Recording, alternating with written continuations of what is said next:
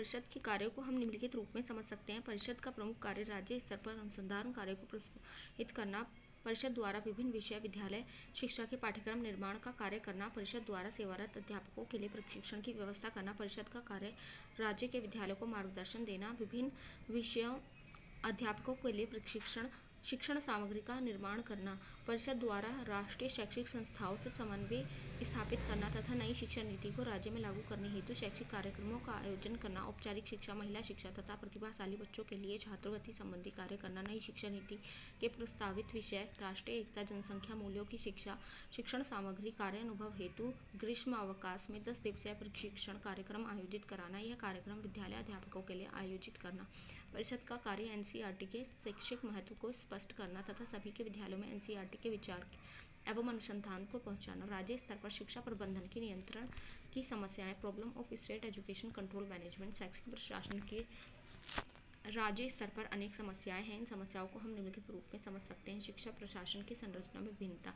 शिक्षा प्रशासन का स्वरूप सभी राज्यों में समान नहीं है, तब इसे के ढांचे में विभिन्नता है। इस प्रकार के स्वरूप में समन्वय की समस्या होना स्वाभाविक है, अतः शिक्षा प्रबंधन को नियंत्रित करने में कठिनाई का सामना करना पड़ता है। श्रेष्ठ विधियों एवं प्रक्रियाओं का अभाव। शैक्षिक कार्यक्रम और योजनाओं की क्रियान्वयन के और उन्हें विकास की ओर ले जाने के लिए श्रेष्ठ विधियों का होना आवश्यक है। श्रेष्ठ विधियों और प्रक्रियाओं के अभाव में शिक्षा को विकास के उच्च स्तर पर ले जाना कठिन कार्य है।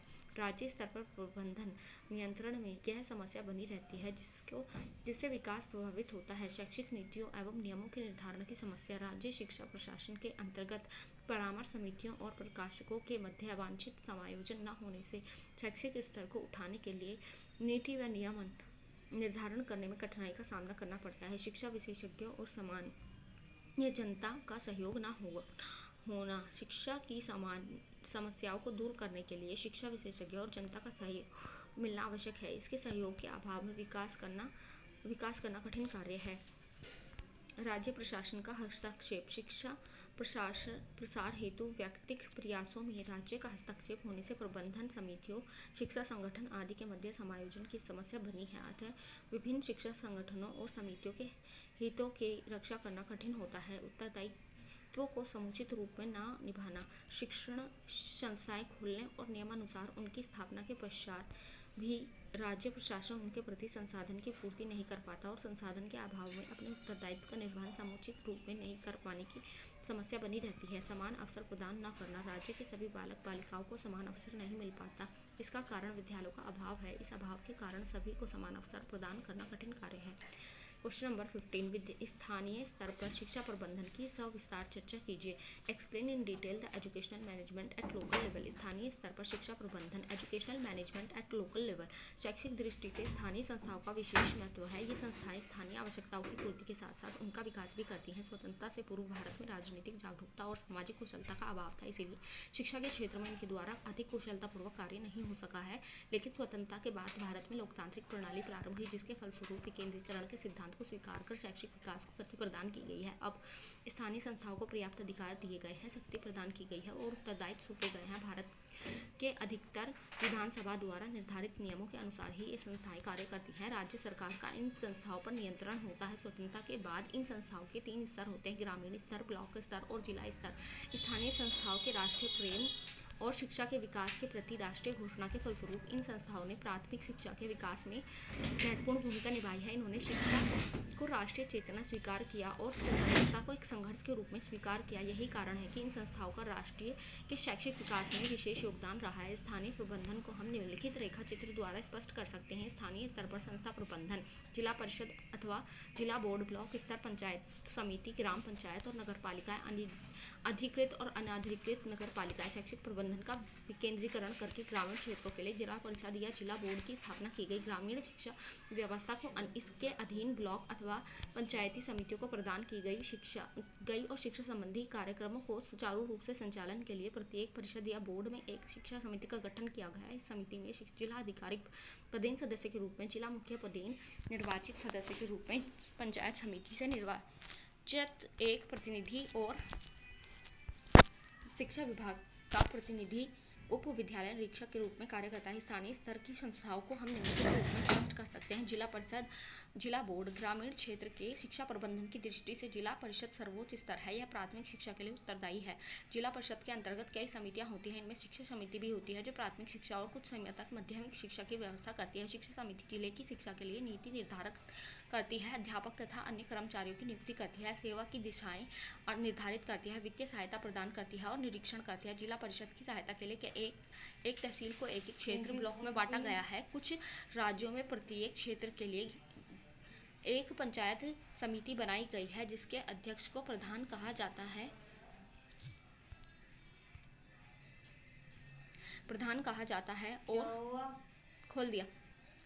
और प्रशासनिक अधिकारी को क्षेत्र विकास अधिकारी BDO कहा जाता है। ये पंचायत समितियां जिला परिषद के लिए कार्य करती है और अपने क्षेत्र में शिक्षा प्रसार और शिक्षा की व्यवस्था करती है। ग्रामीण क्षेत्र की शिक्षा के प्रबंधन के लिए 2 प्रणालियां अपनाई गई हैं। कुछ राज्यों में जिला बोर्ड तथा ग्राम पंचायत इनका प्रबंधन कर रही हैं, जैसे गुजरात, महाराष्ट्र, तमिलनाडु, पश्चिम बंगाल आदि। और कुछ राज्यों में जिला परिषद, पंचायत समिति और ग्राम पंचायतों द्वारा शिक्षा की व्यवस्था की जा रही है, जैसे आंध्र प्रदेश, मध्य प्रदेश, राजस्थान आदि। लेकिन इस दूसरी प्रणाली में जिला परिषद और ग्राम पंचायत के बीच एक संस्था बनाई गई और जिसे कुछ राज्यों में पंचायत समिति कहा जाता है और कुछ राज्यों में क्षेत्र समिति कहा जाता है। जिला परिषद के प्रधान को चेयरमैन कहते हैं, जो जिले का ग्रामीण शिक्षा का सर्वोच्च अधिकारी होता है। ब्लॉक पंचायत समिति स्तर, इस स्तर पर 3 अधिकृतियां पंचायत समिति प्रधान, ब्लॉक अधिकारी और उत्तरदायी होता है। ब्लॉक अधिकारी राजकीय सेवा का सदस्य होता है। यह राज्य की नीतियों व नियमों के अनुरूप समिति का विकास करने में सहायता करता है। शिक्षा विभाग में सहायता उप शिक्षा अधिकारी समिति के शैक्षिक विकास, शिक्षा के विस्तार और पर्यवेक्षण का कार्य करता है। पंचायत समिति के कार्यों को हम निम्नलिखित रूप में स्पष्ट कर सकते हैं। नए विद्यालय की स्थापना एवं भवनों का निर्माण करना, प्राथमिक शिक्षा के विकास और अन्य क्रियाओं में जिला बोर्ड की शिक्षा समितियों की सहायता करना, विद्यालय के रखरखाव, सजावटी साज सज्जा उपकरण आदि प्रदान करना, शिक्षा समिति के आदेश अनुसार प्रारंभिक विद्यालयों का निरीक्षण करना, ग्राम पंचायत के शिक्षा संबंधी कार्यों का निरीक्षण करना तथा इनका अनुदान निर्धारित करना।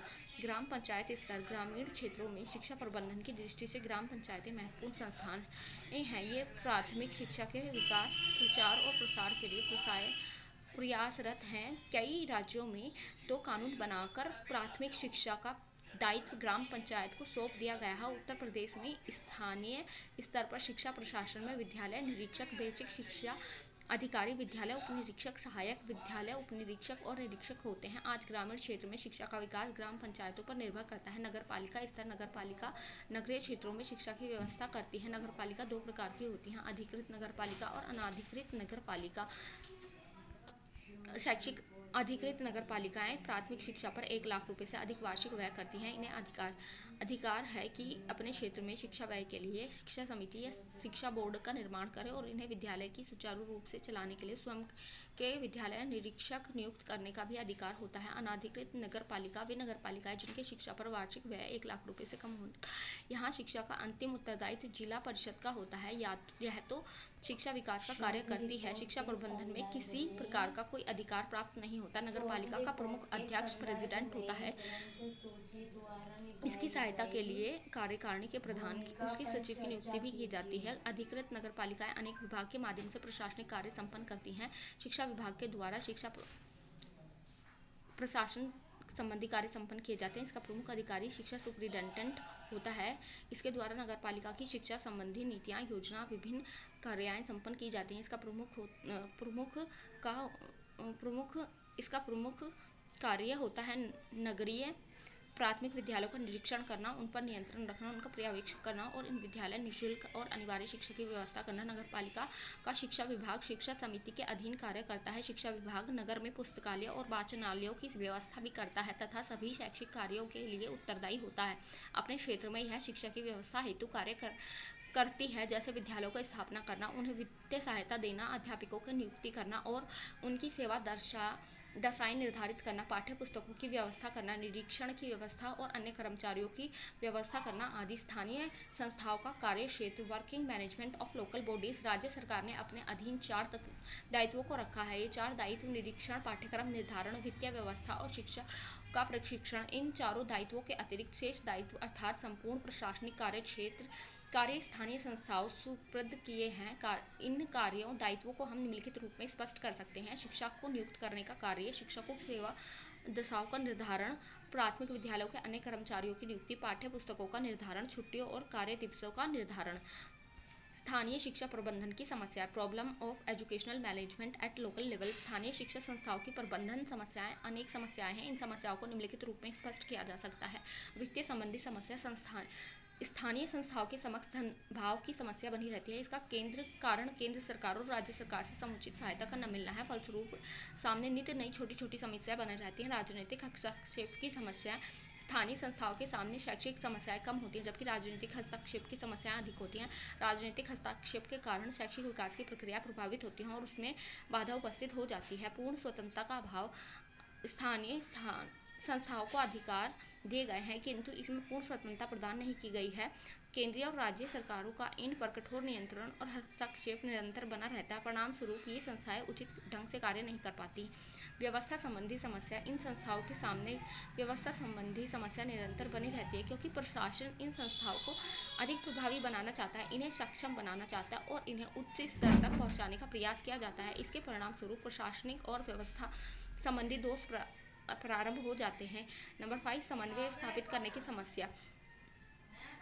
स्थानीय प्रशासन के समक्ष समायोजन की समस्या हमेशा बनी रहती है। इसका कारण शिक्षा प्रशासन में समानता का न होना है। देश में विभिन्न राज्यों में शिक्षा प्रशासन में विभिन्नता है, इसलिए समन्वय स्थापित करने में कठिनाइयों का सामना करना पड़ता है। अतः हम कह सकते हैं कि राज्य में शैक्षिक प्रशासन का रूप अत्यंत व्यवस्थित है। राज्य स्तर स्थानीय स्तर पर विभाजित है किंतु कुछ समस्याएं राज्य स्तर पर हैं तो कुछ समस्याएं स्थानीय स्तर पर भी हैं। इन समस्याओं का समाधान करना राज्य का दायित्व है। वित्तीय संबंधी समस्याएं, समन्वय और हस्तक्षेप की समस्याओं का समाधान यदि हो जाए तो शिक्षा की गति और अधिक प्रभावमय हो सकती है। आवश्यकता है मन में उत्साह और कुछ करने का संकल्प की।